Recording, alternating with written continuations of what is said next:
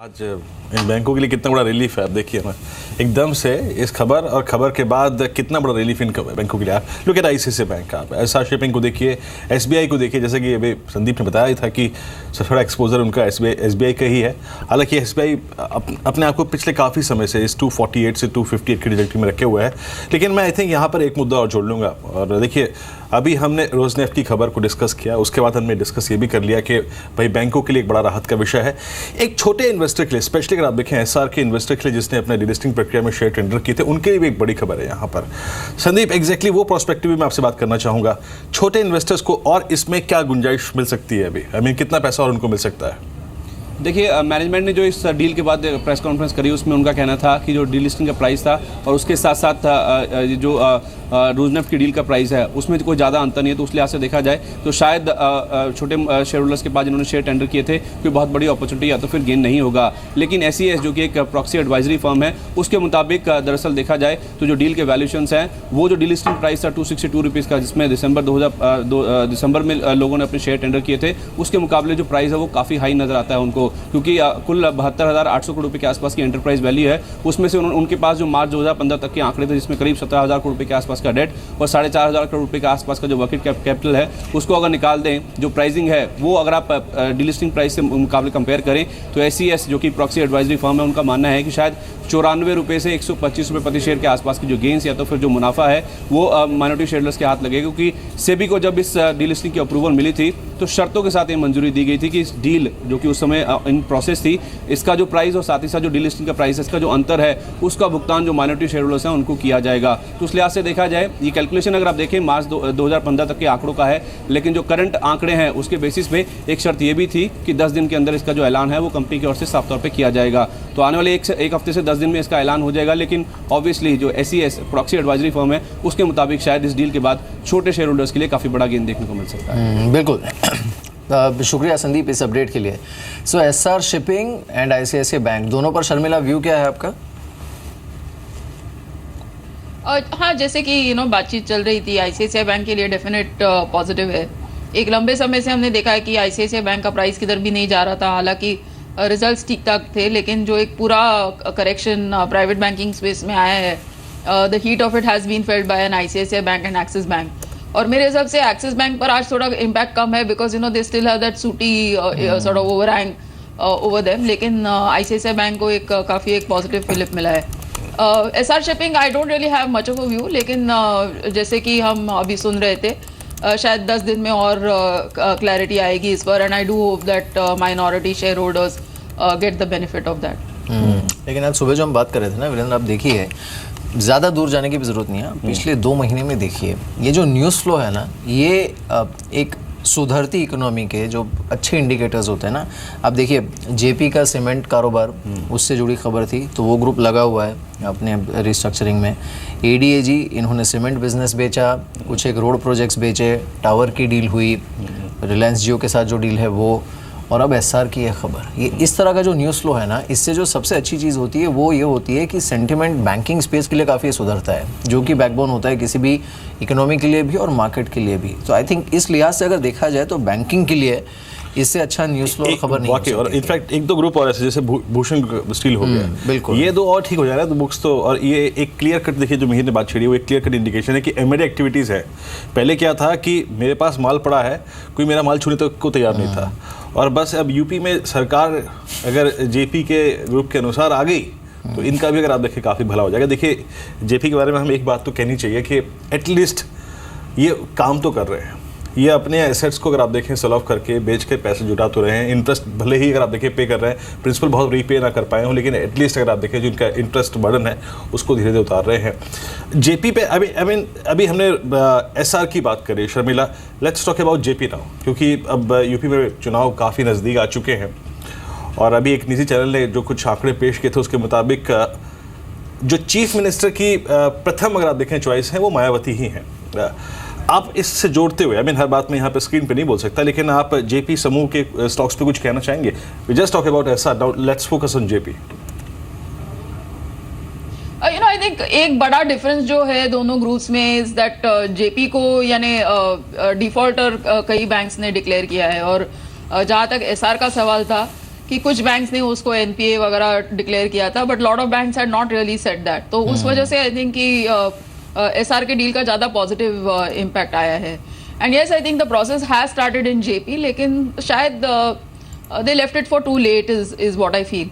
But definitely I think कि यहाँ से अगर आप जिस तरह से अगर जो एक्सपेक्टेड लाइन पर अगर चीज़ें होती है तो इस ग्रुप में भी रिकवरी होगी, क्योंकि उनके जो I mean, the land parcels they own and the businesses that they have, they are definitely उनका enterprise value काफ़ी high है, और उसका उनको धीरे धीरे भले सही लेकिन अनलॉकिंग होते जाएगा, और वो भी अपने डेट लेवल कम कर पाएंगे। Because actually even if you look at the SR group, when you talk of like a 90,000 crore debt, that's like it's a mind-boggling number.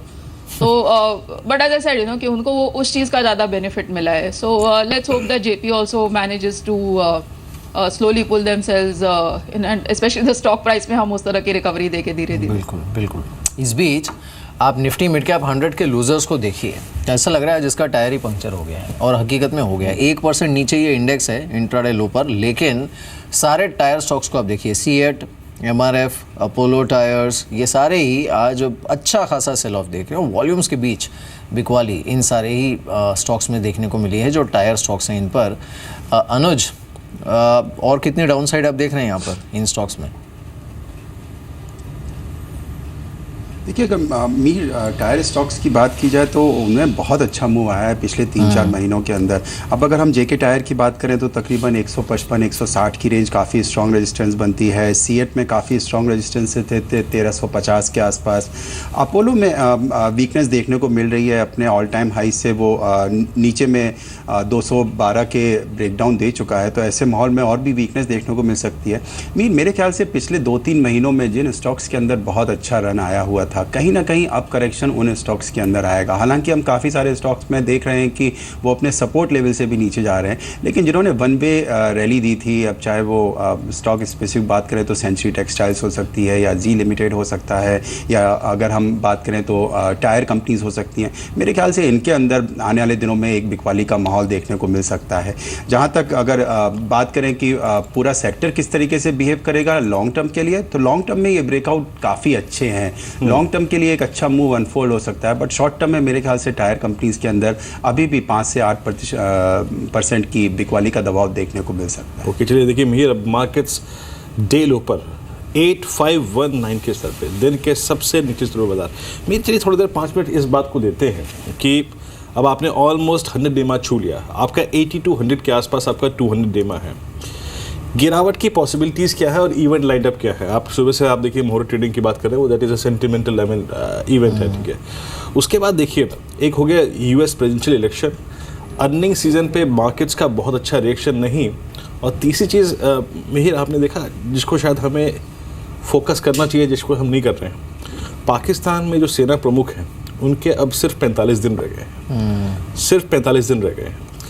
वो भी एक बार टेंशन का पॉइंट है, आपको लगता नहीं? ये आई थिंक पाकिस्तान में तख्ता पलट इस बात की पॉसिबिलिटीज, कल जो रिपोर्ट्स आई हैं उसके बाद वो है, 45 ये दिन के कंसर्न अंदर है, क्योंकि नहीं, ये कंसर्न है भी, क्योंकि अब देखिए वहाँ पर इनफैक्ट जो अनकन्फर्म रिपोर्ट्स हैं वो ये भी हैं कि नवाज शरीफ सरकार को 5 या 6 दिन का वक्त दिया गया है कि आप इसके भीतर अपना स्टांस क्लियर कीजिए। तो वहाँ पे खैर for them it might be a routine thing, लेकिन जो आसपास का रीजन है उसके लिए डेफिनेटली ये जो अनसर्टेनिटी है, कहते हैं वहाँ पे पूरे शहर में ना उनके पोस्टर्स लगे हुए हैं कि नवाज शरीफ तुम जाओ, शरीफ तुम आओ। हाँ, एग्जैक्टली। तो वो भी एक बड़ा खतरा है। खैर, और आई थिंक नहीं, प्लस आप ग्लोबल सेंटिमेंट भी देखिए ना। अभी मैं यूरोप का डेटा देख रहा था, अक्रॉस द कॉन्टिनेंट यूरोप में सारे ही मार्केट्स में वीकनेस है। सुबह हमने एशियन इंडाइसेस में देखा, ये रुझान देखने को मिल रहा था। सो आई थिंक वो बहुत ज़्यादा सपोर्ट नहीं कर रहा है डेटा इस समय, एटलीस्ट। आप देखिए यूरोपियन मार्केट्स को, बारिंग फुटसी जो कि एक अलग ही उस पर ट्रैजेक्टरी में है। आशीष कुकरेजा हमारे साथ इस बीच जुड़े हैं। आशीष, शुक्रिया इस बातचीत में शामिल होने के लिए। क्या करना चाहिए? सारे जो मल्टीपल फैक्टर्स हैं, there are lot of moving parts actually at this point, क्या इंडिकेट कर रहे हैं? देखिए, काफ़ी कंफ्यूज स्टेट में है इस समय मार्केट। लेट्स से कि टेक्निकल जो आपके जानकार होंगे वो तो अब सब यही ओपिनियन बनाए हैं कि स्ट्रक्चर ख़राब है और प्रोबेबली अब 85-50 के नीचे अगला लेवल जो समझ में आना चाहिए वो है 84-80 में भी। अगर वो भी नहीं, अगर हम क्लोजिंग बेसिस पे अगले कुछ दिनों में सस्टेन कर पाते, then obviously from morning we have been hearing मीर कि अब तो 8100 8200 की बातचीत शुरू हो गई है, कोई भी रीज़न बने। अब चाहे वो ग्लोबल फैक्टर्स हो या अभी मैं आपको जस्ट लाइव होते हुए सुन रहा था कि आप जियो पॉलिटिकल इशूज़ के बारे में भी बात कर रहे थे, लेकिन आई वुड से मिहिर थोड़ा कॉन्ट्रेरियन व्यू ले रहा हूँ और मुझे ऐसा लगता है कि हम थोड़ा ग्लोबल के पीछे पीछे मार्केट अपनी चल रही है और जैसे ही थोड़ी बहुत स्टेबिलिटी उस तरफ आती है, जितने भी फैक्टर्स एक फंडामेंटल एनालिस्ट को समझ में आते हैं उस हिसाब से बहुत नेगेटिविटी लगती नहीं है मीर, क्योंकि कंजम्पशन को ले लीजिए, आप ही आपका जो ये न्यूज़ है एसआर का या और we can go on talking about it, inflation नीचे आ रहा है, हेडरूम है और कहीं ना कहीं we believe that numbers will also, at least जो लार्ज कैप सस्ते हो गए हैं वो नंबर्स भी रिफ्लेक्ट होना स्टार्ट हो जाएंगे। तो मेरा तो वर्जन ये है कि 8500 के आसपास के जो स्तर हैं वो एक medium to long term investor के लिए अच्छा स्तर होगा क्वालिटी लार्ज कैप्स में एंट्री लेने के लिए। इस बीच अगर आप देखिए डे ऊपर और अब आप टायर स्टॉक्स को देखिए, इस वक्त डे ऊपर सारे के साले अपोलो टायर्स अगर आप देखिए 208 के स्तर पे 3.5% नीचे, जेके टायर 151 के स्तर पे, और जरा सीएट को दिखाएंगे आप, सीएट अब 7% नीचे 1278 के स्तर पे। तो ये एक धीरे धीरे अगर आप देखें, एमआरएफ को देखिए आप, एमआरएफ लगभग 2500 रुपये नीचे जैसे चल रहा था मीर वैसे ही नीचे गिर भी रहा है। बालकृष्ण इंडस्ट्री 1084, केशोराम को दिखाइए एग्जैक्टली, उसको भी देखते हैं एग्जैक्टली वो क्या कर रहा है। हालांकि केशोराम में एक्सपोजर आधा सीमेंट का है, आधा टायर का है, और ये 181 के स्तर पे कारोबार कर रहा है। जरा एक बार आप ऑटो एंसिलरी पूरा चंक दिखाइए, ऑटो एंसिलरी, उसके बाद आप देखिए मैं फ्रंट लाइन ऑटो स्टॉक्स को भी देखूंगा। जरा ऑटो एंसिलरी स्पेस पे आइए, वो एग्जैक्टली क्या कर रहा है देखिए। ये आपकी स्क्रीन पर एक्साइड 3.25% नीचे, भारत फौज, ऑटोलाइन इंडस्ट्रीज़ ये फ्लैट ही है, और एक आपका मिन्ना इंडस्ट्रीज़ लगभग 3.5% नीचे है, बॉश, मुंजाल ऑटो, इन दो काउंटर्स में तेज़ी है, यूकाल फ्यूल लगभग 2.5% नीचे कारोबार कर रहा है। जरा फ्रंट लाइन ऑटो पे आएंगे एक बार आप जरा। आज सबसे ज़्यादा डैमेज अगर कहीं हुआ है तो याद रखिए वो ऑटो स्पेस है। लुक एट M&M 46 रुपये नीचे 1310 के स्तर पे। अनुज, M&M में नीचे डाउनसाइड प्रोजेक्शंस क्या निकल के आ रहे हैं? The weakest structure with in the basket of I think auto space, ये और एक अशोक लेन, इस पे डाउनसाइड जो प्रोजेक्शंस है वो कहाँ तक के हैं? देखिए बेन जी, जिस तरीके से M&M में आज ब्रेकडाउन देखने को मिले हैं उससे तो वीकनेस और भी गहराती हुई नज़र आती है। हालांकि 1355 1360 के एक अच्छे सपोर्ट थे, आज वो ब्रीच हुए हैं, लेकिन 200 डेज़ का जो मूविंग एवरेज है वो भी तकरीबन 1322 1325 की रेंज में आता है। ये एक ऐसा सपोर्ट बनता है जो अगर होल्ड करता है आने वाले एक दो दिनों में तो बाज़ार इन लेवल्स के आसपास हम पाएंगे कि महिंद्रा में ट्रेड हो सकता है। लेकिन स्ट्रक्चर वाइज ये वीकनेस है। हमने 1350 से नीचे के जो ब्रेकडाउन दिए हैं उनमें टारगेट्स की बात करें तो तकरीबन 1270 तक के टारगेट देखने को मिल सकते हैं। तो ऐसी वीकनेस में मेरे ख्याल से कोई भी ऊपर का अगर ट्रेड आता है तो उसमें एक शॉर्ट पोजीशन बनाई जा सकती है। जहां तक आपने बात की अशोक लेलैंड की, उसका स्ट्रक्चर काफ़ी वीक हो चुका है। अगर आप देखेंगे तो काफ़ी बिकवाली का माहौल आया हुआ है। 107 110 के लेवल से लगातार 83 84 के काफ़ी अच्छे सपोर्ट्स थे, अब वो भी ब्रीच हो चुके हैं। वीकली और मंथली चार्ट काफ़ी वीक हैं। तो स्ट्रक्चर वाइज अशोक लीलैंड में बहुत ज़्यादा वीकनेस है। अगर आप प्रेफरेंस वाइज देखेंगे तो मैं कहीं ना कहीं बताना चाहूँगा कि स्ट्रेंथ वाइज देखा जाए तो TVS मोटर हुआ या टाटा मोटर्स हुए, ये स्ट्रॉन्ग शेयर्स दिखते हैं। हालांकि बाजार की वीकनेस के साथ इनमें भी वीकनेस दिखाई देगी, लेकिन अशोक लीलैंड पूरी तरीके से एक इग्नोर लिस्ट में रहेगा। इस बीच निफ्टी अभी 8510 तक गया था, यानी वो जो 8500 का लेवल है उसे बस 10 पॉइंट के मार्जिन से किसी तरह इसने डिफेंड किया है। But take out HUL, ITC and ICICI bank, इन तीनों को हटाकर अगर आप देखें तो 8480 का जो लेवल जिसकी बात कर रहे थे आशीष अभी, ये उसके भी नीचे होता।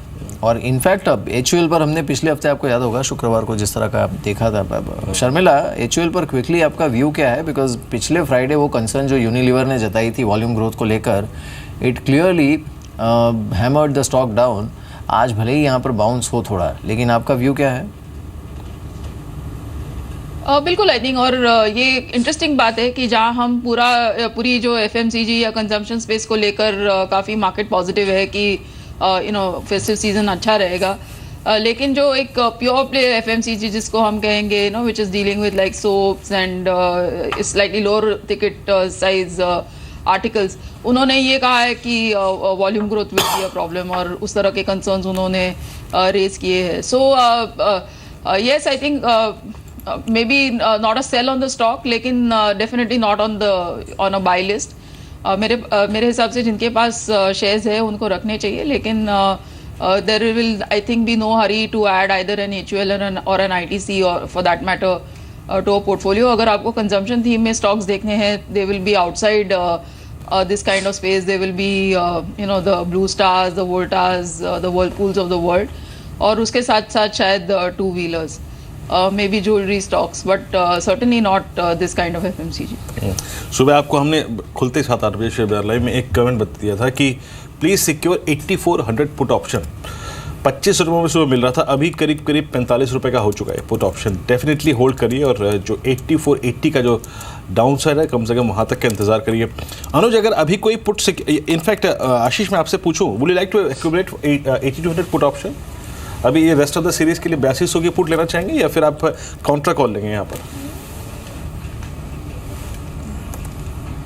नहीं, आई थिंक जैसे एक सिंपल स्टेटमेंट वीरेंद्र अगर बोलना चाहें कि यहाँ पे कि कॉल बाय करने का समय है कि पुट बाय करने का समय है, तो जिस तरह का बाजार आप देख रहे हैं इस समय, तो ये तो डेफिनेटली पुट बाय करने का समय है.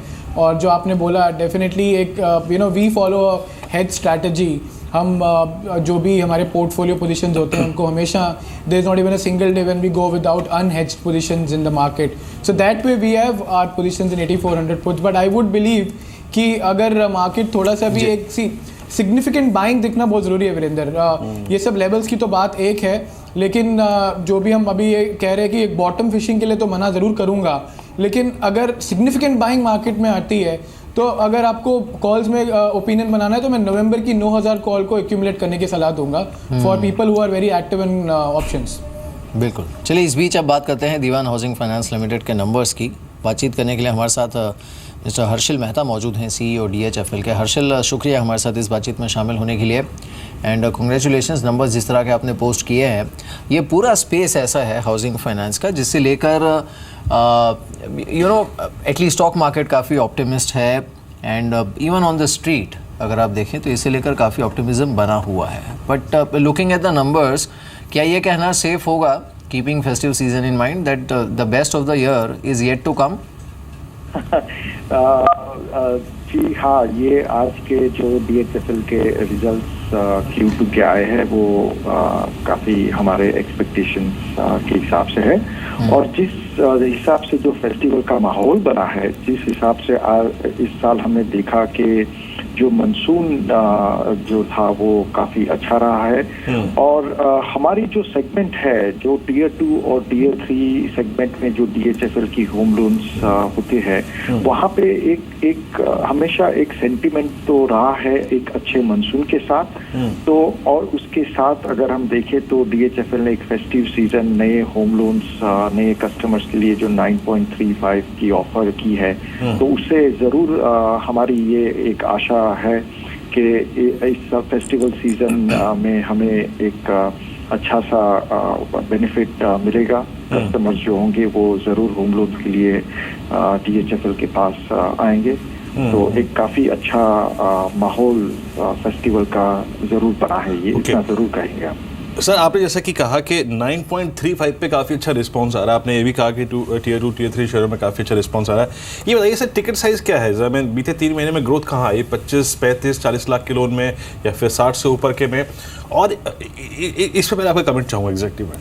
हाँ जी, देखिए, अगर हम होम लोन्स में देखें तो हमारी मैक्सिमम जो लोन्स होती है वो होती है 12 लाख से 22 लाख के बीच में. 12 लाख इज टिपिकली आपको मिलेंगे हमारे Tier 2 Tier 3 मार्केट्स में.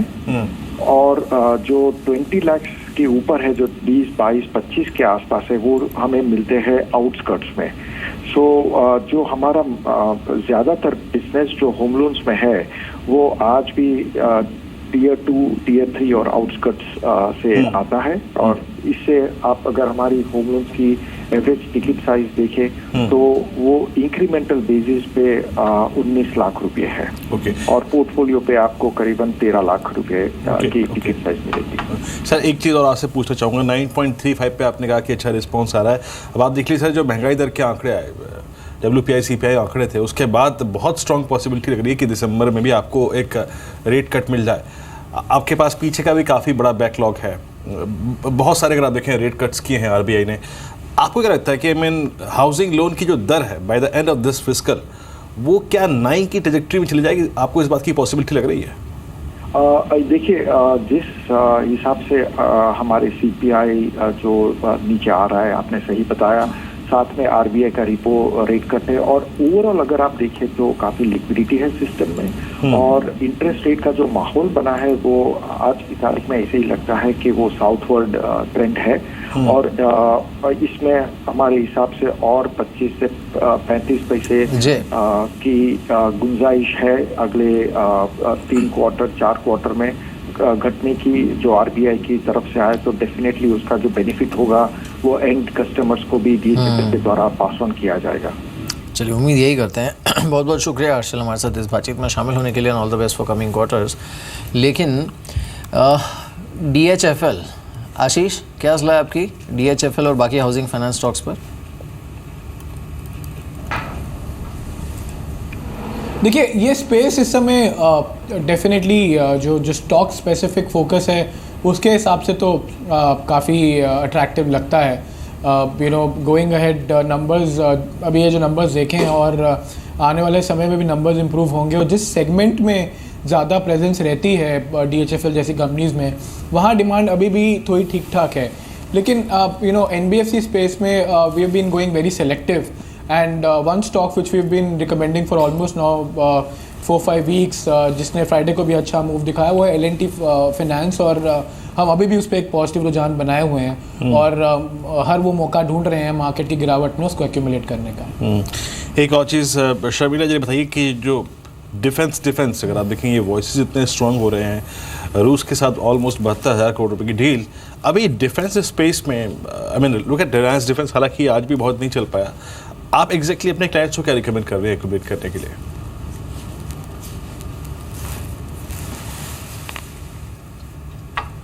Is that for me? Yeah, Sharmila? Very honestly nothing much, क्योंकि डिफेंस की कैपेबिलिटीज़ काफ़ी कंपनीज़ की अच्छी है, और जिस तरह से बजट में भी हमने सुना था वो भी एक बहुत पॉजिटिव अनाउंसमेंट था, but we haven't really seen the orders come in to that extent, और शायद इन चीज़ों को थोड़ा समय लग सकता है। So very honestly from a pure sort of that defence perspective, there is nothing that I really recommended. चलिए, इस बीच आज जिस तरह का रुझान मार्केट में देखने को मिला है, सबसे मुश्किल काम अगर किसी का है तो वो होगा रजत का आज के लिए फाइनल बेट निकालना। पर हिम्मत तो की है उन्होंने, और ये जो हिम्मत है उसकी दाद देनी पड़ेगी।